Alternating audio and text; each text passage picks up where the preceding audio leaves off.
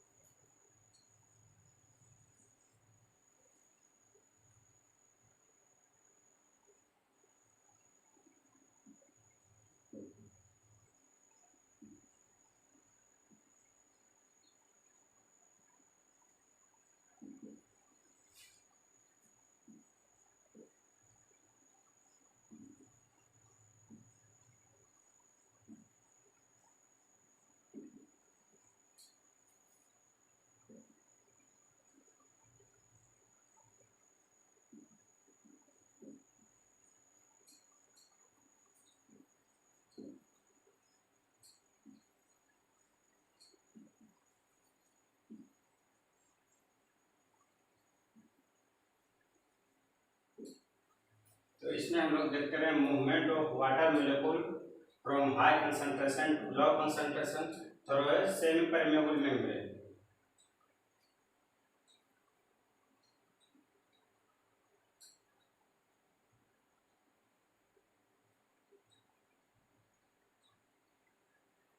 अब अगर हम लोग देखेंगे सेल को जो है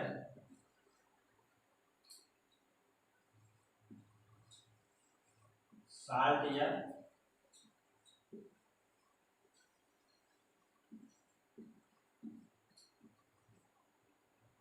शुगर सॉल्यूशन में अगर हम लोग डालेंगे सेल को, तो क्या फर्क पड़ेगा? तो इसमें हो सकता है 3 कंडीशन। पहला,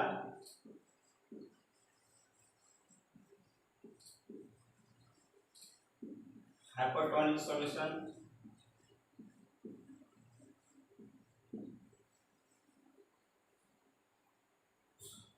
दूसरा, आइसोटोनिक सॉल्यूशन।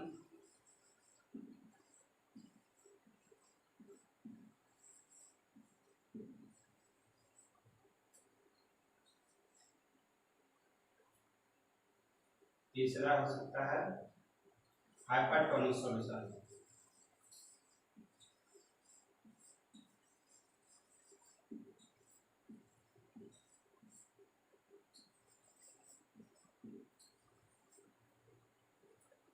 तो हाइपोटोनिक सॉल्यूशन क्या होता है? वैसा सॉल्यूशन जिसमें डिसॉल्व पार्टिकल जो होता है नॉर्मल सेल की तुलना में बहुत कम होता है, तो उस स्थिति को हम लोग हाइपोटोनिक कहते हैं। ये solution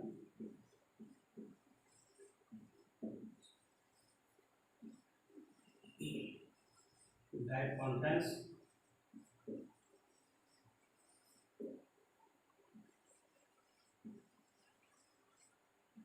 fewer dissolved particles.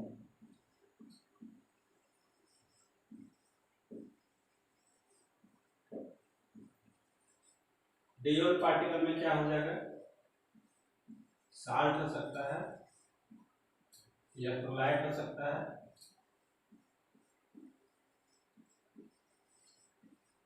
Salt में क्या क्या हो सकता है, सोडियम, पोटेशियम, इलेक्ट्रोलाइट में मैग्नीशियम, क्लोराइड, हो सकता है। A solution that contains fewer diol particles than normal cell.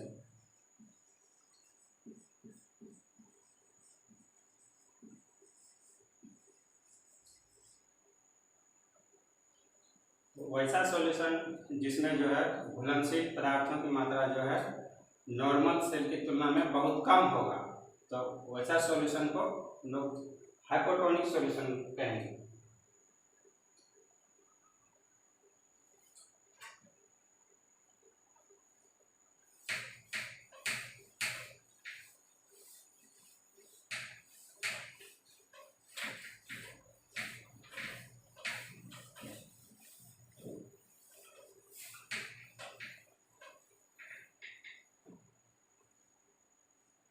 पहला देखिए हाइपोटोनिक सॉल्यूशन,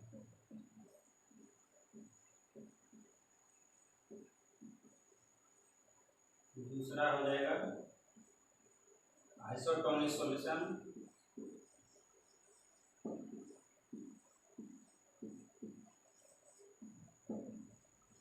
और तीसरा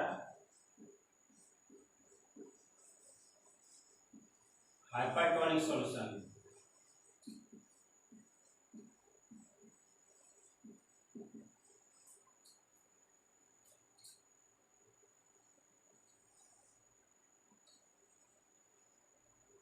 इसमें मान लिए ये सेल रखा हुआ है, ठीक है, इसमें न्यूक्लियस हो गया सेल और ये वाटर हो गया।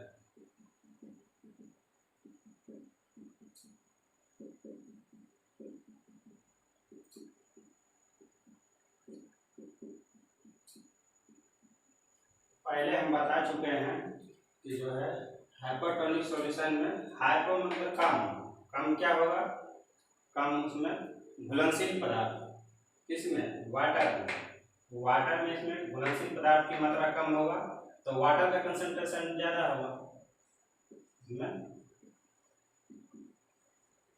High concentration of water.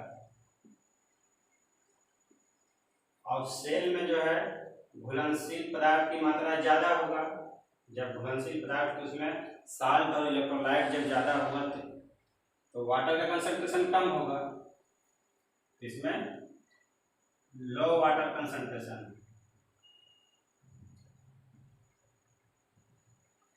तो ऑस्मोसिस क्या होता है, ऑस्मोसिस जो है movement of water molecule through a semi permeable membrane from high concentration to low concentration. तो इसमें हाई कंसंट्रेशन वाटर है, इसमें लो कंसंट्रेशन है, तो इसका मूवमेंट क्या होगा, बाहर से वाटर मॉलिक्यूल सेल के अंदर प्रवेश करेगा। तो इस स्थिति में क्या होगा, सेल जो है स्वेल कर जाएगा, स्वेल मतलब फूल जाएगा, बड़ा हो जाएगा। दूसरा स्थिति में देखते हैं, ये हो गया सेल हो गया, ये आइसोटोनिक सॉल्यूशन होता है वैसा सॉल्यूशन जिसमें घुलनशील पदार्थ की मात्रा जो है सेल में घुलनशील पदार्थ की मात्रा के बराबर हो जाएगा। जब दोनों में मात्रा बराबर हो जाएगा तो इसमें क्या होगा, इसमें वाटर मॉलिक्यूल न अंदर की ओर जाएगा न बाहर की ओर जाएगा, तो सेम स्थिति रहेगा, तो सेम कंडीशन हो जाएगा, वाटर सेम रहेगा, नो चेंज, इसका सेल के साइज में कोई चेंजिंग नहीं होगा। और तीसरा जो हो जाएगा हाइपरटोनिक सॉल्यूशन,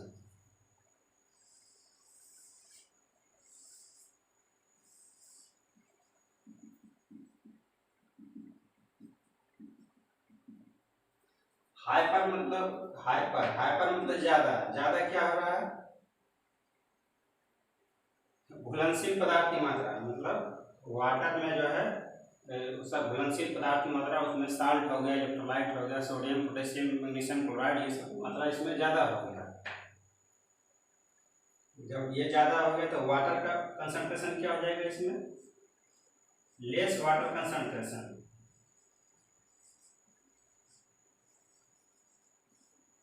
और सेल के अंदर जो है हो जाएगा इसमें, सेल के अंदर हाई वाटर कंसंट्रेशन हो जाएगा, हाई वाटर कंसंट्रेशन। तो इस स्थिति में क्या हो जाएगा, तो इसमें सेल के अंदर वाटर का कंसंट्रेशन ज़्यादा है और सेल के बाहर जो है वाटर का कंसंट्रेशन कम है, तो ऑस्मोसिस जो होता है हाई वाटर कंसंट्रेशन से लो वाटर कंसंट्रेशन की ओर, हाई कंसंट्रेशन से लो कंसंट्रेशन की ओर जाएगा तो क्या हो जाएगा, सेल का वाटर जो है बाहर मीडियम में आ जाएगा। तो यहाँ देखेंगे हम लोग, सेल जो है क्या कर जाएगा, श्रिंक कर जाएगा, सेल जो है सिकुड़ जाएगा।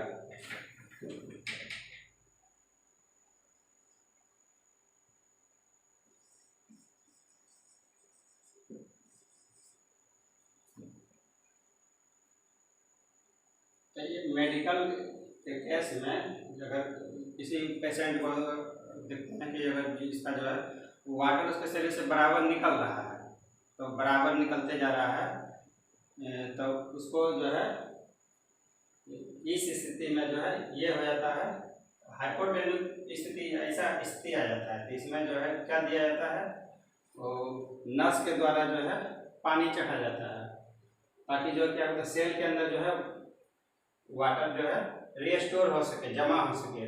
देख रहे हैं इस स्थिति में सेल के अंदर जो है वाटर रिस्टोर हो रहा है, फिर से स्टोर हो रहा है।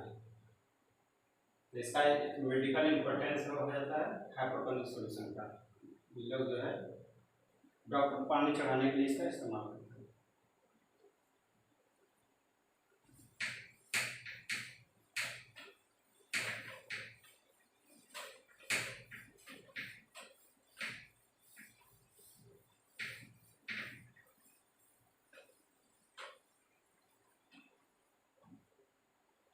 यदि ऑस्मोसिस को जो है घर पर अगर एक्सपेरिमेंट करना चाहते हैं तो जो है थोड़ा सा किशमिश लीजिए, उसको जो है एक गिलास में पानी भर दीजिए, उसमें डाल दीजिए, उसके बाद रात भर उसको जो है उसको वैसे ही रहने दीजिए, फूलने दीजिए। उसके बाद सुबह में उसको निकाल करके,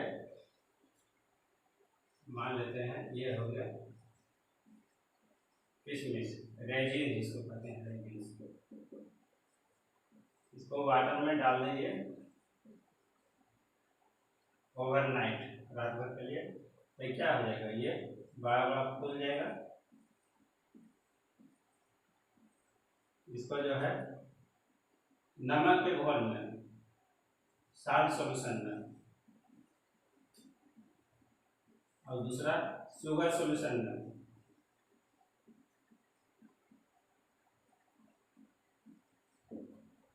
कुछ किशमिश को जो है साल्ट सॉल्यूशन में डालिए, मतलब नमक का घोल बना लीजिए, उसमें डाल दीजिए। और दूसरा जो है कुछ किशमिश को जो है ये चीनी के घोल में डाल दीजिए। देखिए क्या होता है, कमेंट बॉक्स में बताइए लिख करके क्या असर होता है। अब आते हैं सेल मेम्ब्रेन का एक और फंक्शन होता है एंडोसाइटोसिस।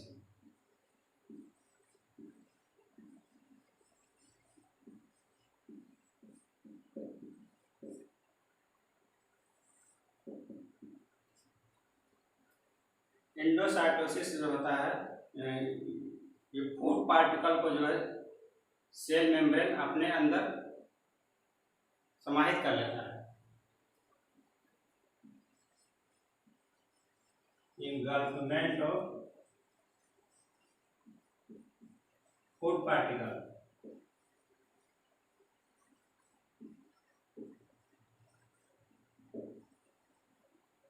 फूड पार्टिकल क्या हो सकता है, ये सॉलिड भी हो सकता है या लिक्विड भी हो सकता है। engulfment of food particle with the help of cell membrane।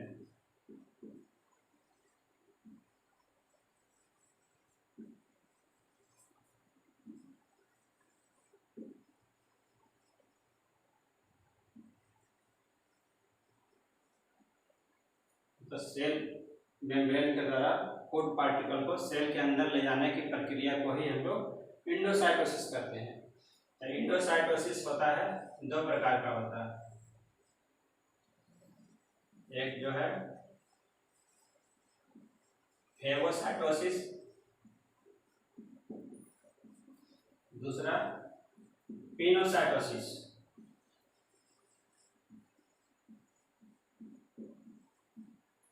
Phagocytosis में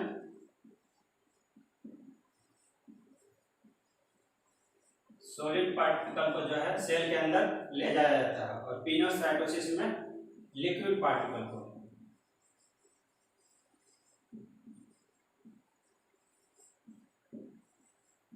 जैसे देखिए यहाँ मानते हैं सॉलिड पार्टिकल है,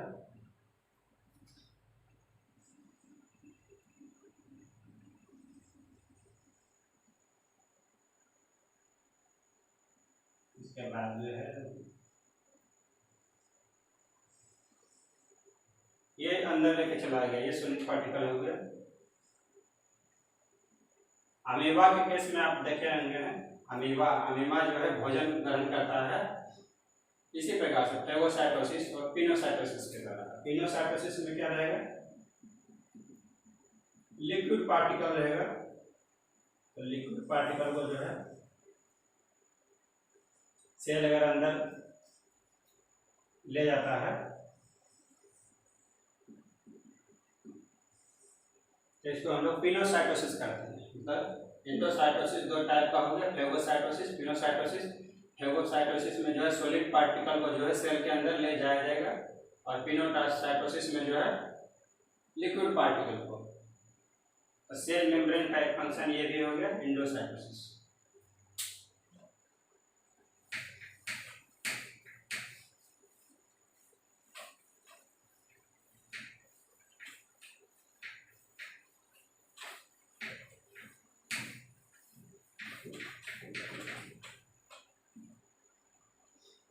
अब हम लोग देखेंगे दूसरा सेल वॉल।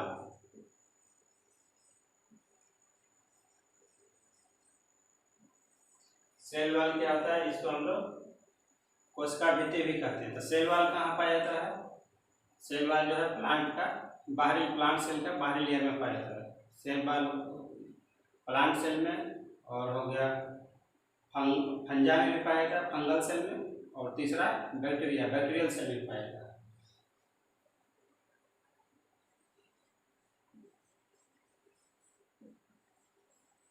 प्लांट सेल में जो है सेल वॉल बना होता है किसी का, सेल्यूलोज का। सेल्यूलोज जो होता है किसका बहुलक होता है, सेल्यूलोज जो है ग्लूकोज का पॉलीमर होता है, पॉलीमर बहुलक, polymer of glucose.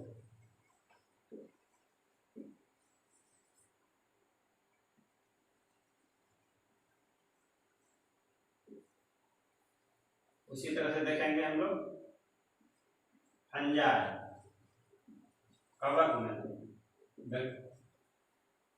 Fungal cell में होगा इसका काइटिन का बना होता है।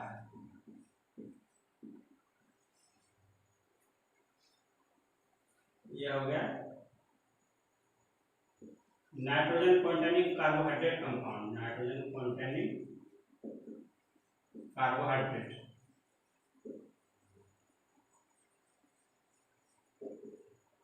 तो फंजाई हो गया काइटिन से बना होता है। उसी तरह से तीसरा हो गया बैक्टीरियल सेल।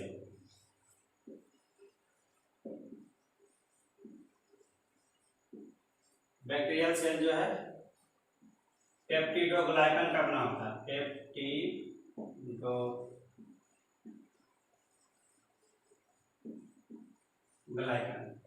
पेप्टिड मतलब प्रोटीन और कार्बोहाइड्रेट दोनों से मिलकर बना होता है। तो ये जो है प्लांट से जो है सेलुलोज का बना होता है। तो सेलुलोज क्या होता है, सेलुलोज जो है इसका टफनेस प्रदान करता है, इसका जो है एक तरह से समझेंगे कि इसका मजबूती प्रदान करता है। तो जनरल कंपटीशन में यहाँ से 3-4 सवाल बनता है। पहला, प्लांट सेल में जो है सेल वॉल किस चीज़ का बना होता है, तो सेलुलोज का। सेलुलोज किस चीज का पॉलीमर होता है? तो ग्लूकोज का। उसी तरह से फंगल सेल वॉल किस चीज का बना होगा? इसको याद रखना, काइटिन का। बैक्टीरियल सेल वॉल जो है पेप्टिडोग्लाइकन का बना होगा। तो सेल वॉल से क्या फायदा है? प्लांट सेल को जो है एक्सटर्नल इन्वायरमेंट, बाहरी वातावरण से जो है उसको सुरक्षा प्रदान करता है, एक कवच की तरह काम करता है ये सेल वॉल। अब इसमें एक टर्म आता है plasmolysis.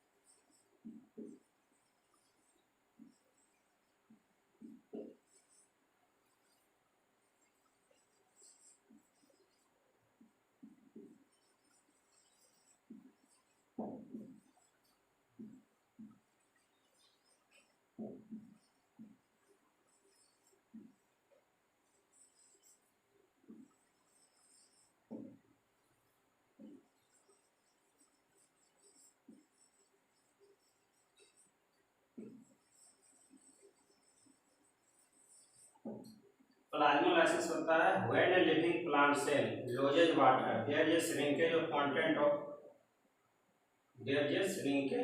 cell away from cell wall। मतलब कोई भी जीवित जो है पादप कोशिका, पौधा कोशिका जो है अगर वाटर लॉज करेगा, वाटर जो है बाहर निकालेगा, सेल से जो है बाहर निकलेगा किस प्रक्रिया के द्वारा? ऑस्मोसिस के द्वारा।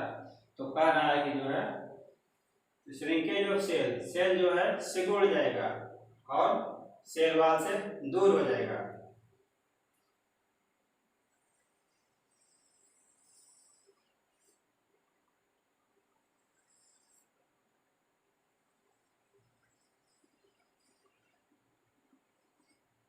यहाँ हो गया सेल जो है सिकुड़ जाएगा।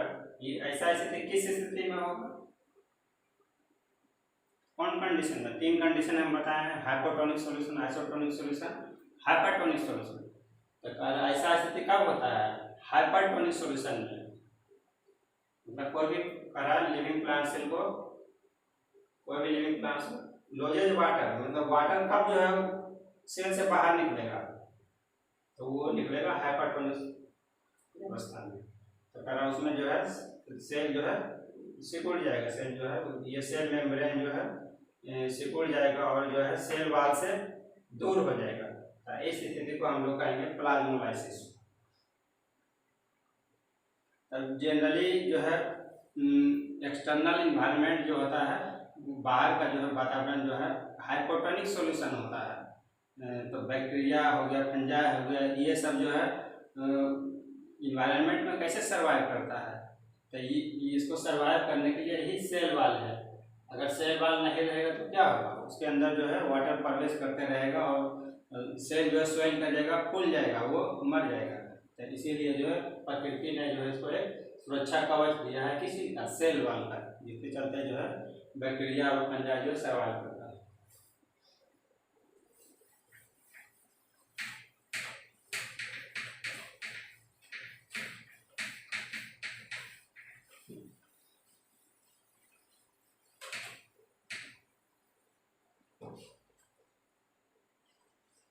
तीसरा चीज हम लोग देखेंगे न्यूक्लियस।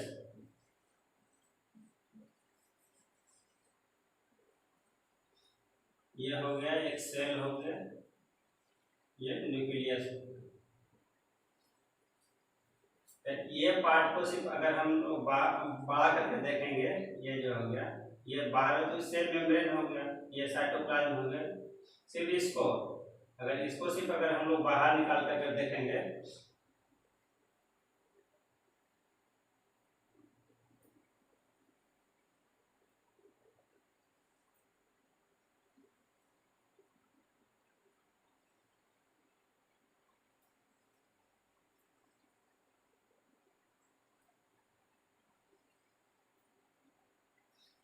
तो ऐसा सिर्फ दिखाई पड़ेगा। ये अगर न्यूक्लियस को अगर हम लोग बाहर से निकाल कर देखेंगे, मतलब इलेक्ट्रॉन माइक्रोस्कोप में देखेंगे, तो ऐसा स्ट्रक्चर दिखाई पड़ेगा।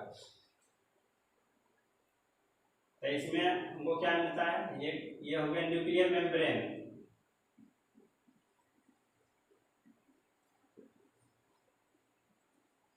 ये हो गया छेद दिखाई दे वाला, ये पोर्स हो, इसको कहते हैं पोर्स। और ये हो गया, इसको हम लोग क्रोमैटिन थ्रेड कहेंगे।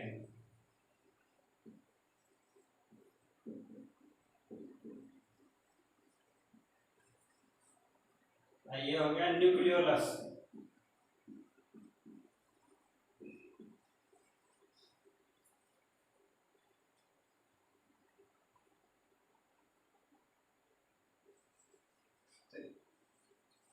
इसमें क्या मिलेगा, covering of double layer membrane.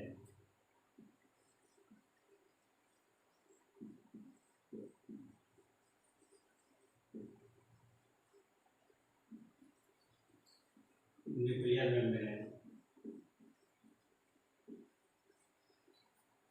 तो न्यूक्लियस जो है डबल लेयर मेम्ब्रेन के द्वारा घिरा होता है, उसको हम लोग क्या कहेंगे, न्यूक्लियर मेम्ब्रेन कहते हैं। और इसमें छोटा छोटा छिद्र दिखाई पड़ रहा है, इसको हम लोग पोर्स कहते हैं। पोर्स के थ्रू क्या होगा, तो इसके अंदर जो है मतलब डीएनए से जो है आरएनए या तो फिर प्रोटीन बनता है, तो इसके द्वारा बाहर निकल करके साइटोप्लाज्म में आ सकता है, सेल के दूसरों भागों तक पहुंच जा सकता है।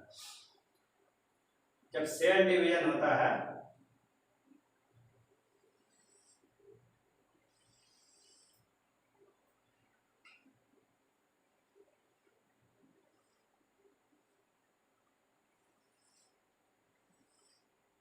तो ऐसा स्थिति दिखाई पड़ेगा। सेल डिवीजन के समय ये मिलेगा, इसको कहते हैं हम लोग क्रोमोसोम।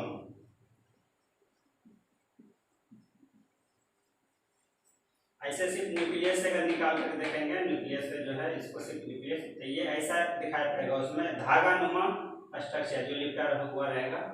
डीएनए जो है पिछला क्लास में हम लोग बताए थे, जो है डीएनए जो हिस्टोन प्रोटीन के द्वारा जुड़ा रहता है, तो ये इस स्थिति को हम लोग क्रोमैटिक थ्रेड कहेंगे।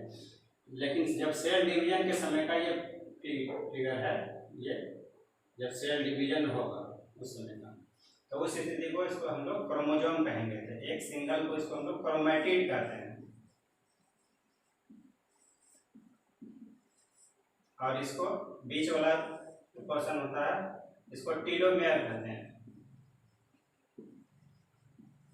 इसका जब पढ़ेंगे हम लोग जो है सेल डीएनए के बारे में जब पढ़ेंगे, तो उसमें डिटेल में पढ़ेंगे। और इसी पर जो है ये क्रोमैटिड जो है, इसी पर जो है जीन स्थित होता है, जीन।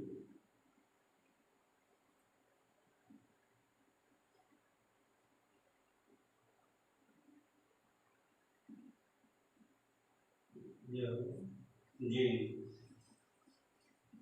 तो एक क्रोमोसोम को बहुत सारे जीन स्थित होते हैं। तो इसको अगर मान लेते हैं, ये पार्ट, इसको अगर हम लोग सिर्फ अगर देखते हैं, इसका स्ट्रक्चर देखेंगे तो इस तरह से यह हो गया डीएनए। तो जीन का सिर्फ इतना छोटा भाग अगर हम स्टडी करेंगे, तो ये हो गया डीएनए। तो इसको हम लोग पढ़ेंगे, आगे देखेंगे। तो न्यूक्लियस का क्या काम होता है, न्यूक्लियस जो है जैसे ब्रेन जो है हमारा पूरा शरीर को कंट्रोल करता है, उसी तरह से जो न्यूक्लियस जो है पूरा सेल को कंट्रोल करता है। अगर सेल को कुछ भी जो है अगर एंजाइम का जरूरत हो या तो फिर प्रोटीन की जरूरत है, तो वो इसको जो है इसके अंदर जो है रेप्लिकेट होता है, रेप्लिकेशन होता है, डीएनए रेप्लिकेशन, मतलब वहाँ से आरएनए बनेगा, प्रोटीन बनेगा और जो है पोर के द्वारा बाहर आ जाएगा। तो एक चीज़ तो ये हो गया, और दूसरा चीज़ जो है सेल डिवीजन में हेल्प करता है। ये जो है जेनेटिक इंफॉर्मेशन को पास करता है पेरेंट सेल से डॉटर सेल के पास, जो है ये जेनेटिक इंफॉर्मेशन जो है पास कर रहा है। दूसरा महत्वपूर्ण इसका फंक्शन हो गया। और चौथा आ जाएगा साइटोप्लाज्म।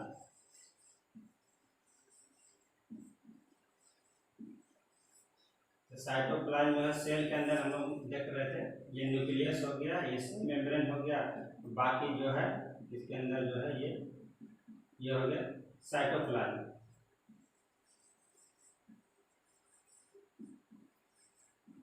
साइटोप्लाज्म का क्या काम है? साइटोप्लाज्म जो है ये इसमें लिक्विड जैसा इसमें चिपचिपा पदार्थ होता है। इसी के अंदर जो है माइटोकॉन्ड्रिया मिलेगा, प्लास्टिड मिलेगा, बाकी राइबोसोम हो गया, लाइसोसोम हो गया, गोल्जी बॉडी हो गया, इस तरह से जितना भी सेल ऑर्गेनल जो है ये साइटोप्लाज्म में ही मिलेगा। और इसका काम जो है साइटोप्लाज्म का मूवमेंट में काम करता है। जैसे यहाँ से अगर न्यूक्लियस से जो है अगर मान लिया ये आरएनए बन रहा है तो इसको जो है टारगेट जहाँ तक इसको पहुँचाना है आरएनए को, या तो प्रोटीन जो बना है सेल के जिस भाग तक उसको पहुँचाना है वो इसमें योगदान देगा। किसका काम है? साइटोप्लाज्म। तो आगे क्लास में हम लोग देखेंगे सेल ऑर्गेनल का स्टडी करेंगे। Thank you for watching my channel.